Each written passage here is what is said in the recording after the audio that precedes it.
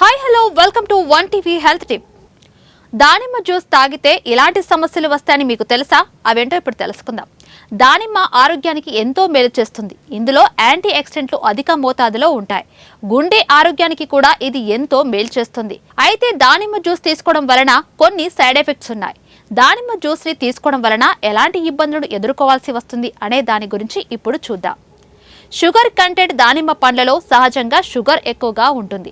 దానిమ్మ పండ్ల రసం తీసుకోవడం వలన బరువు పెరిగిపోవడానికి ఎక్కువగా అవకాశాలు ఉంటాయి. డయాబెటీస్ ఉన్న వాళ్ళు ఎక్కువ మోతాదులో తీసుకుంటే ప్రమాదం. షుగర్ లెవెల్స్ విపరీతంగా పెరిగిపోతాయి. క్యాలరిక్ డెన్సిటీ ఈ జ్యూస్ ని తీసుకోవడం వలన ఎక్కువ క్యాలరీలు అంది బరువు పెరిగిపోవడానికి కారణమవుతాయి.